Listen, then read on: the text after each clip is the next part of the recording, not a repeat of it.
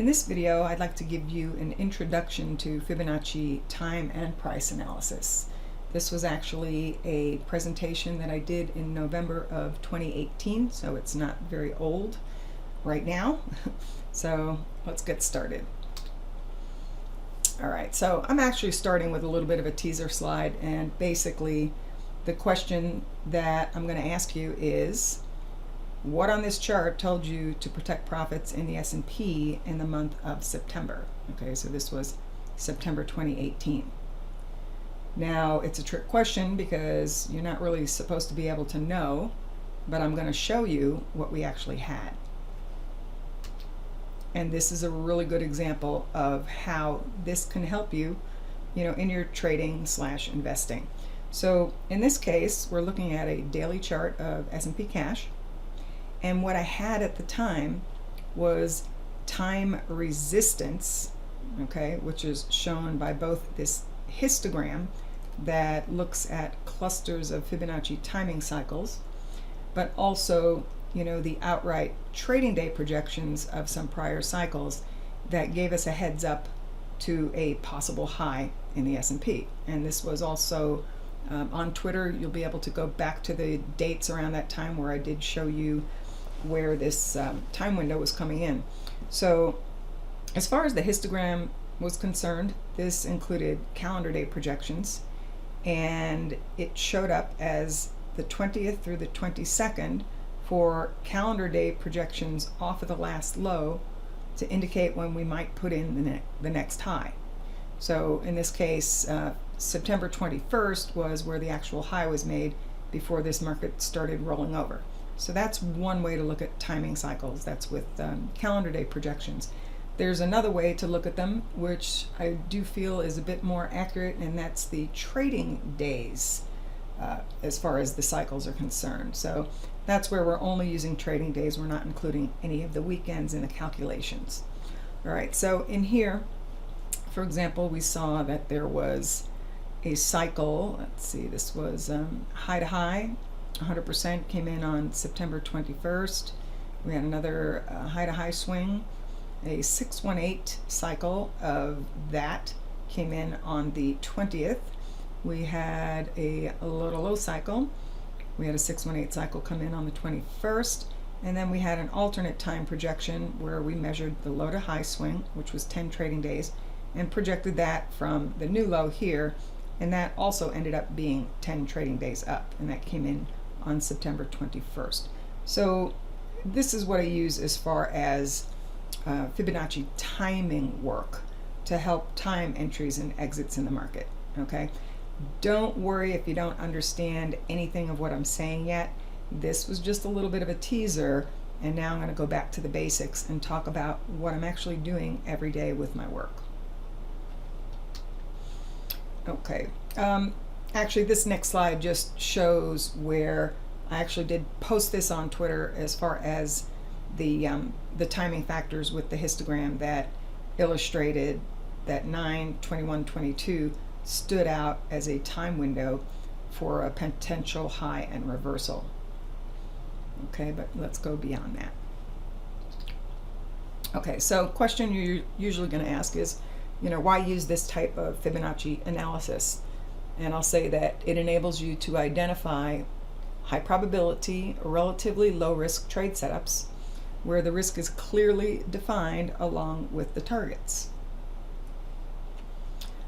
This type of work works on any time frame and essentially any good market data. Like, the only place where I'm really not going to use it is for an IPO where you don't have any back data to analyze, or maybe a very low price stock, or where the data is kind of spotty where you can't really measure anything with it. Now, I've applied this method to stocks, ETFs, futures, and the Forex markets, and it works on all of those markets. It's also an excellent methodology to use with options strategies, okay, because at least you can define your risk rather well with options. Also, there are things that you can see in the market by using this type of analysis that you will never ever see just using indicators alone. All right, so a little bit of the basics about the Fibonacci numbers and then the Fibonacci number series, because I actually use the ratios from the number series rather than the actual number series. Okay, but most of you should know that the way that you get the Fibonacci rate or numbers, or the next number, is by adding the prior two. So for example, 2 plus 3 is 5, 5 plus 8 is 13, 8 plus 13 is 21, and so on. And you take that out to infinity, and that'll give you, the number series. Now, what's really interesting about this is not the series itself, but the ratios that are inside those numbers. You will find the golden ratio, or 0.618, inside those numbers. Okay, so let me just show you the ratios that I use every day that are derived from the number series. And they are 382, 50%, 618, 786, 100%, 1.272, and 1618. Occasionally for confirming ratios, or a third target, for example, on some of the trade setups, I will use 236 if it's a very, very large trend, with just a little bit of a pullback. I use 2618 as my third target, and then every once in a while with a runaway market, I might even look at 4.236. But I don't use these quite as often as I use these. All right, let's look at, okay, so if 618 came from, inside the ratios, for example, if you multiply 34 by 1618, you're going to get the next number of the series. Okay, so 618 is essentially inside of those numbers as you go out into infinity. But where do some of the other ratios come from? Okay, they are all related. So for example, 100% minus 618 gives you the 382 ratio. 100% divided by 2 gives you the 50%. Square root of 618 is 786. 1618 is the expansion of 618. Square root of 1618 is 1272. And 618 minus 382 is 236. So all of these ratios that I am using are related to each other. Now I want to give you an idea of what I'm trying to do when I do the price analysis, and there are 3 different types of price relationships that I use to run potential support or potential resistance. The first one you might be more familiar with, and it's a Fibonacci retracement. So in this case, for potential support, I would run a low to high swing and use the retracement ratios of 382, 50%, 618, and 786 to look for potential support. To look for potential resistance, I'm going to come from prior highs to lows on that same chart, and then use the same ratios and project upwards from the low for potential resistance. So an example of this would be, well, this is a daily chart of Square, and here is where I've measured a prior low to high swing, and then obviously the computer does it for me. I used to do this by hand, but it's going to run the retracements. So you have the 382, the 50%, 618, and 786. But the next question is always going to be, well, which retracement do you trade against? Do you buy it here, stop yourself out, buy it here, stop yourself out, buy it here, and oh, it finally held? Is that the way you do it? No, there's a better way to do it. So we will get into that further into the presentation. All right, let's look at another example. Okay, so here's an example of a retracement in AMAT. This is actually a 30-minute chart or intraday chart. In this case, I measured the high to the low, and this was a rather large swing, so I also included 236 here. And you can look and see that there was no real reaction here. There was a little bit of a reaction at the 382 retracement. There was another minor reaction at the 50%, but there was a much more important one that occurred at the 618 retracement. Again, later in the presentation, I will show you, how to coordinate, signals with, some of these levels. All right, so let's look at the next type of price projection, or well, actually it's called an extension that we're going to use. So here I call this a Fibonacci Price Extension, and it's essentially a retracement beyond 100%. So if I'm looking for support, I'm running prior low to high swings and extending downwards using the ratios of 1272 and 1618 to look for possible support. Or I run the prior high to low swings and extend upwards using those same ratios to look for possible resistance. So let's look at a couple of examples there. All right, this is a daily chart of Facebook. Notice that if you measured this prior high to low and you ran the extensions, that you definitely did see reactions at the 1272 extension, in this case in Facebook. So, it gave you a heads up to watch for a possible failure, and you did get a failure here. But in the case of the 1618 extension, we really didn't see anything there.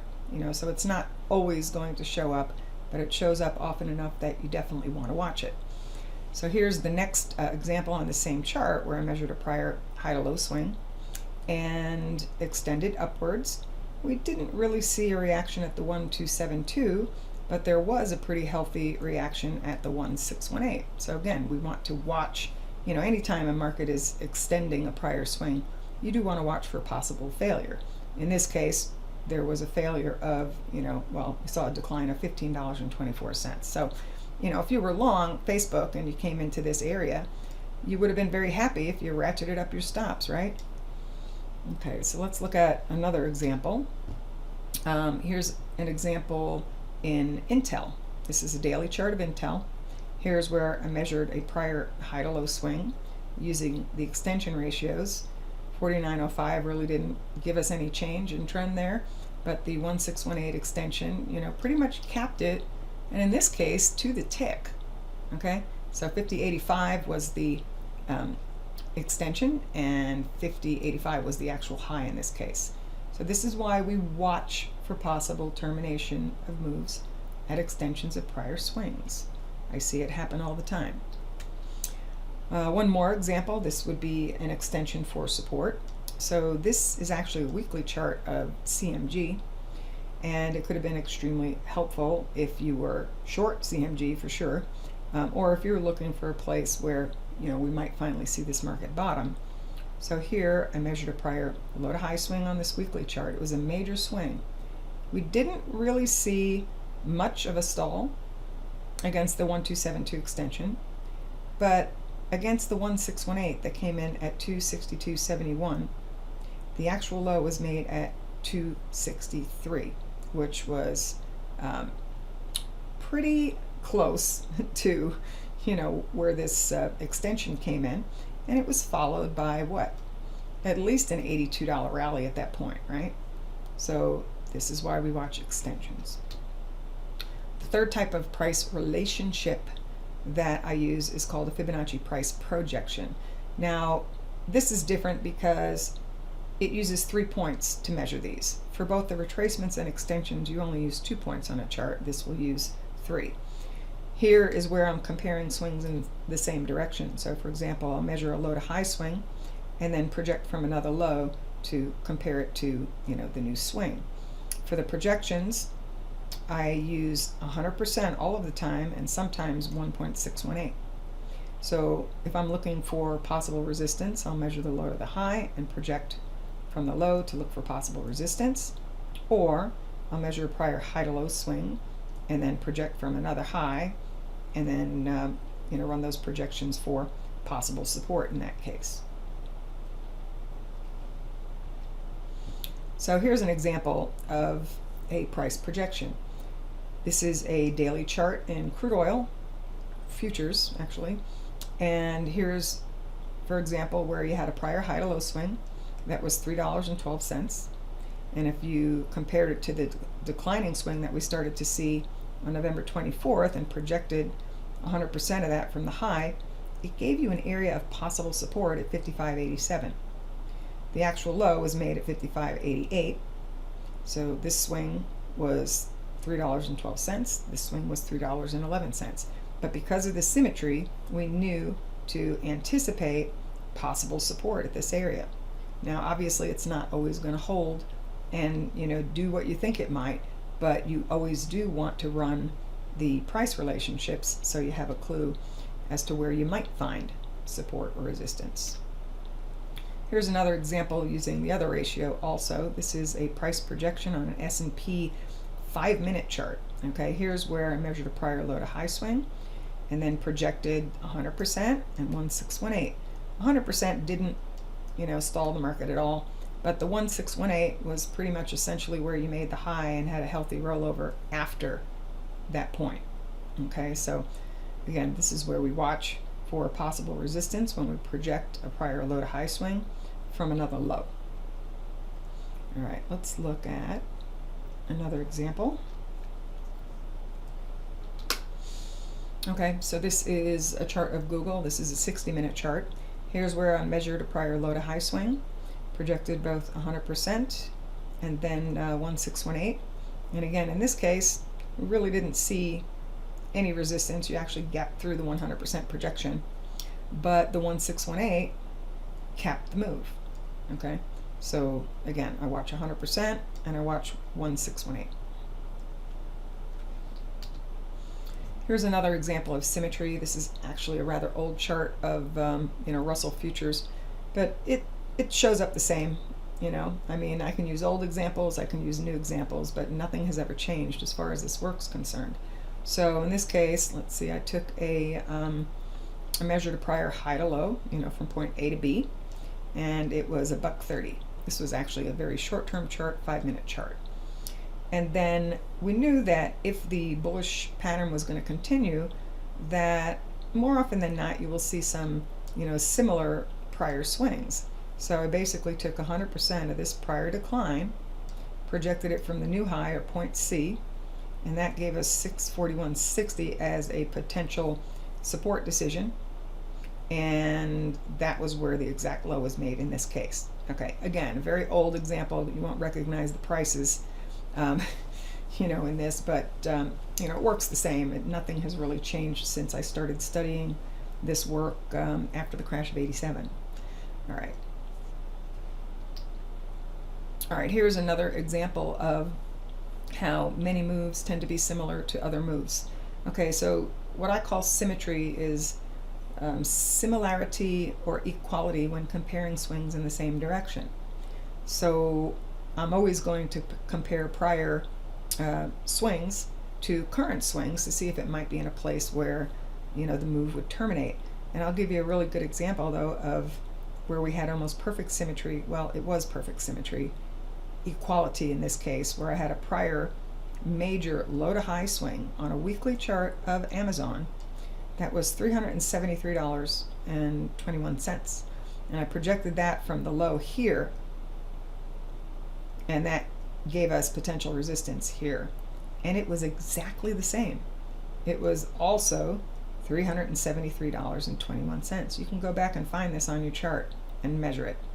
But then I also, will look at other swings, and you'll see that there are, other similar swings. Here, for example, this swing, $373.26. This swing, $372.17. You can't make that stuff up. It is so worth looking at. It doesn't show up all the time exactly the same way, but it shows up often enough that you definitely want to look at it. Here's an example in the NASDAQ Cash weekly chart. I always look at the bigger picture for symmetry, especially when the market starts falling apart on us.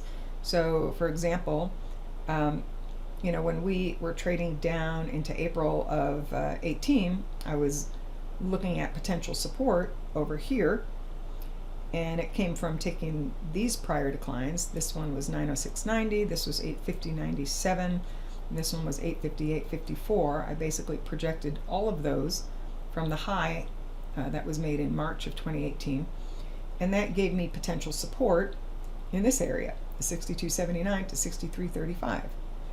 We actually did see an important low made at that time.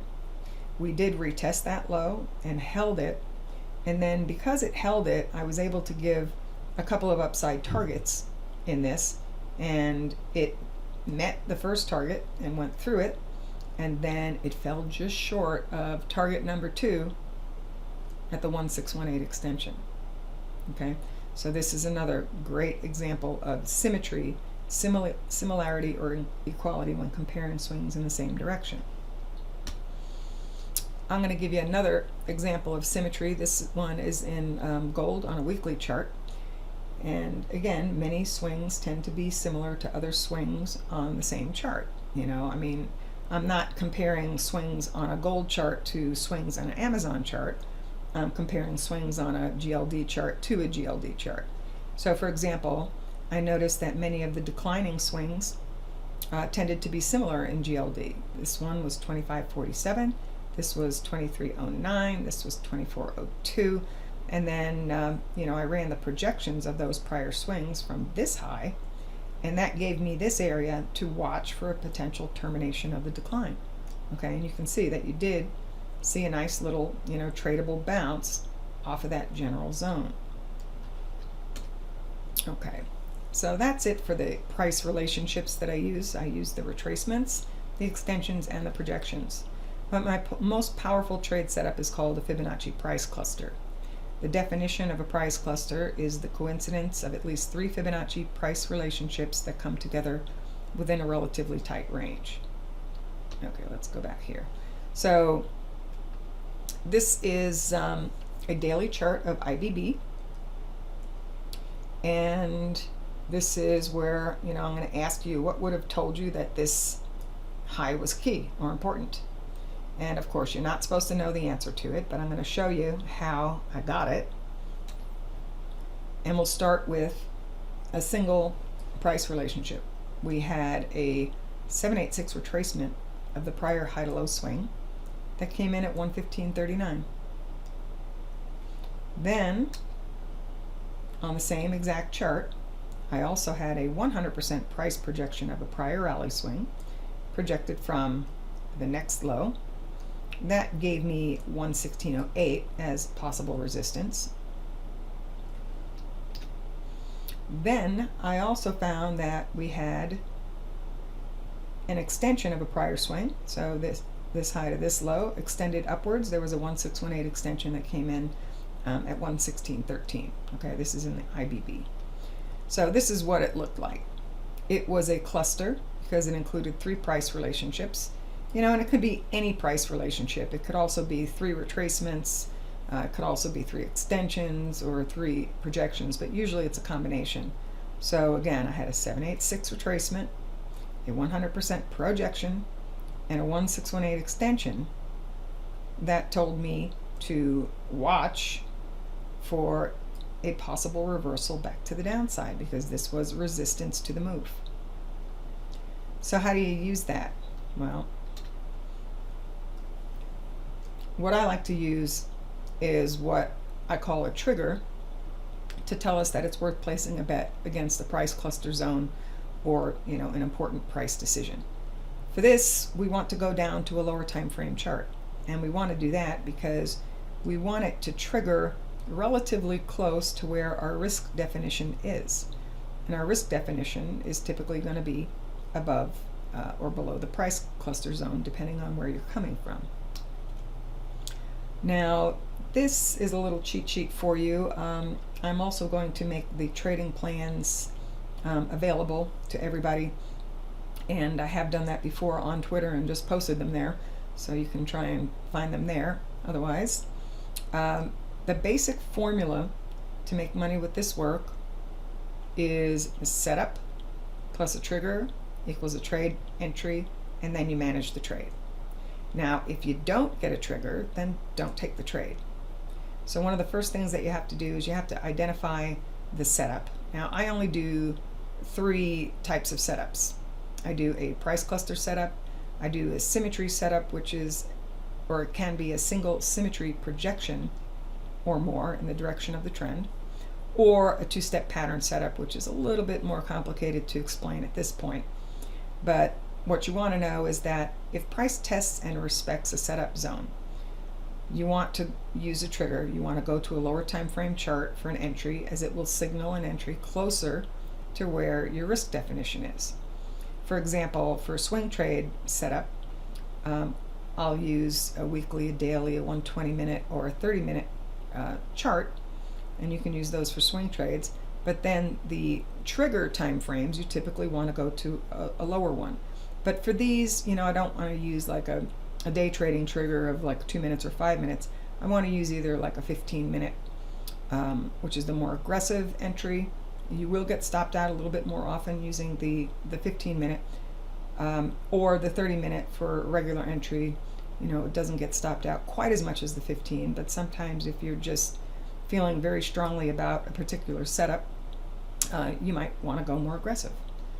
All right, so general buy trigger that I would look at would be, the 834 EMA crossover and a prior swing high taken out for a buy trigger. For a sell trigger, you just look for the opposite. The 8 EMA crosses below the 34 EMA and a prior swing low is taken out. Okay, so bottom line, you either take the initial trigger or the next pullback after the initial trigger, and otherwise, if you're not comfortable with the risk, like say for example if the market gaps or something and it's so far away from your risk definition, then just don't take the trade. Just use your common sense there. All right, let's look at an example. So we had the setup, the cluster setup in the IBB. This is a 30-minute chart in IBB, and here's where a trigger comes in.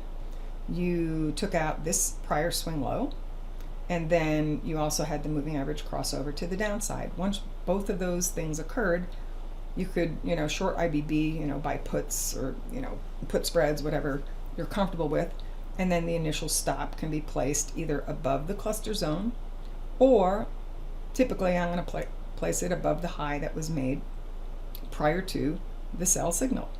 So that's the way that you can enter the market. I'm going to give you an example. This is an old example, but again, these stand the test of time. I've been doing this work since, probably 89, and it continues to work. Okay, nothing has changed. So this is an example in WIN. This is a daily chart in WIN, and this is where I had a cluster of, looks like 5 price relationships, because I had 2 symmetrical projections, of prior swings. I had, a 786 retracement of one swing and a 618 retracement of another, and there was another symmetrical projection here that was used, and it gave me a cluster zone of 9209 to 9310. So I knew that if we ended up testing and holding this support, that I could go down to a lower time frame chart, 15-minute or 30-minute, look for a buy trigger. Once I get the trigger, take the trade and then place a stop underneath this last low or underneath the low end of the cluster. This is actually about an old high that was made in 2018. And again, it's like, did this method warn of this decline? Okay, from this high. And I'm going to show you that it did. And this is from some slightly different work. This is more of the timing work that I do. I basically apply the same ratios that I use on the price axis of the market on the time axis of the market. And sometimes it's just comparing high to high swings or low to low swings. So in this example, I had some timing cycles, and then some of them were just comparing the swings. This was 24 weeks high to high. This was 28 weeks high to high. This was 23 weeks high to high. And then this ended up being 24 weeks high to high. So this high to high swing was very similar to this swing, and it was equal to this swing. So there was time symmetry there. That was part of the warning via timing work that, this market might have a healthy correction. Okay. All right, let's look at another example. This is an example of one of the trade setups that I had in my daily service in Boeing. And you have to know that obviously not all of these setups are going to work. There are tons of setups that the market just blows through. But that's one of the reasons why you do want to use the triggers to help you filter out some of the setups that will never ever hold. Okay, so again, setup plus trigger tells you when to enter.